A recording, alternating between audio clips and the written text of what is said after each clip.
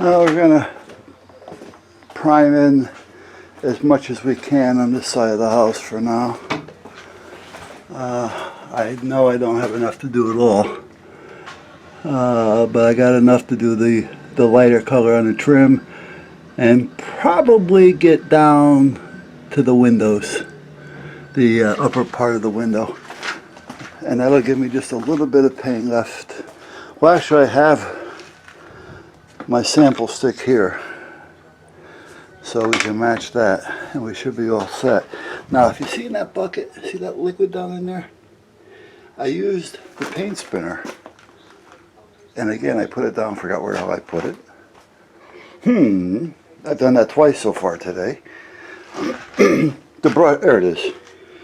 And that liquid is the liquid that was in the brush.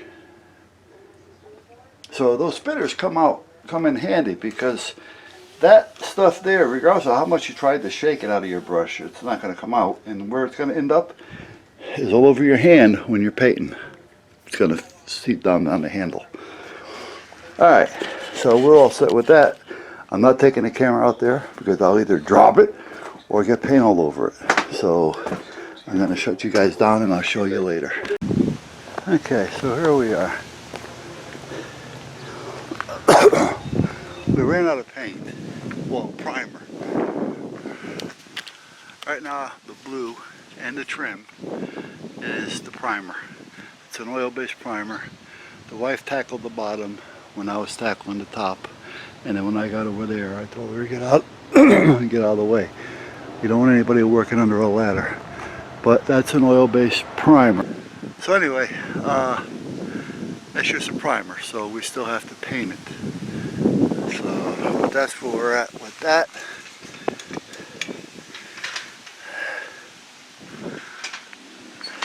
And the paint is actually going to be darker. And like I said, I don't care about all those little spats, because again, it's just a primer and it's going to be painted over again anyway. Alright, so that's where we're at with that as far as that goes. Again, it's just the primer. So the basic with the primer is to make sure that you prepped it. It's all scraped, sanded, no loose paint under it, and that you cover everything. And then once you're done with that, you don't have to worry about it too much. So, and then I got to pick up more paint, and primer rather, and then I may even pick up the paint as well. So if the wife wants to start painting the front, that's going to be latex, the paint. I can continue priming this with the oil base. So that's where we're at, guys. I'm not going to do anything with the garage. The shop's going to stay like it is. I think I told you guys this used to be a house. They built this first. That used to be the door. Well, if you look at some of those old pictures when it was a red, crappy red color, this was all screened in. That was the door going in. And this was a screen door that went into the porch.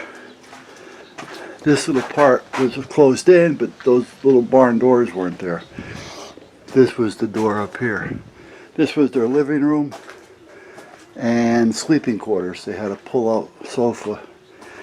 Where the step is from here to here, this was a big storage closet that they used to keep their tools and things like that in. From this wall to this wall, so this whole area here, let me back up to where I'm standing. So that whole little, maybe 6 feet by 8 to 10 feet, that was the bathroom. You know, with a sink and a shower and a toilet. And he had a little bench in there because apparently he did a little work in there when he was working on the house. Used to be a wall here all the way down, so you weren't able to see that. This had cabinets, like kitchen cabinets. He had a potbelly stove here with a squirrel cage. They used to use the stove, a wood stove, for cooking and heating. And you'd walk down here and you could either walk out that door or you can walk through, which they had like a 5-foot door here, a big swinging door that would bring you into the living quarters. So it was very small, but they built this first, then they lived here while they built the house. And then they turned this into a garage and a shop. He used to park the car there. He had his workshop here. And then he had a bunch of Outback sheds. You've seen them all. I tore all those down. And then this used to have a little kitchen nook with a window here, and used to be the door here, if you remember. Right here where we're standing. Used to be a wall. And then had a window and a door, so they were able to sit here, look out the backyard, and have their breakfast. And the potbelly stove, the wood burner, would come up and go across into the chimney. And they use it for heat and cooking. So, and then I put all this on. I yanked out that wall, which was a supporting wall in a way, and I ran all new supports, and then we added it on, and that's what we did. So, alright, so much for that. But, getting back to the house, I figure if we can get a little bit done each weekend, or at least one day out of the week, that'll probably be all I need to worry about, and we'll get it done over a couple weeks without killing ourselves. If it takes us another 4 weekend days, 4 Saturdays or 4 Sundays, whichever, to get it all primed in and everything, to paint it will actually go a lot faster, believe it or not. Latex spreads fast, spreads easy, dries fast, and all the prep work is done. The prep and the priming is what takes all the time. So we can probably paint the whole house once it's all done in a weekend. So, alright, that's about it, guys. I'm getting tired. It's probably close to, it's got to be close to 3 o'clock.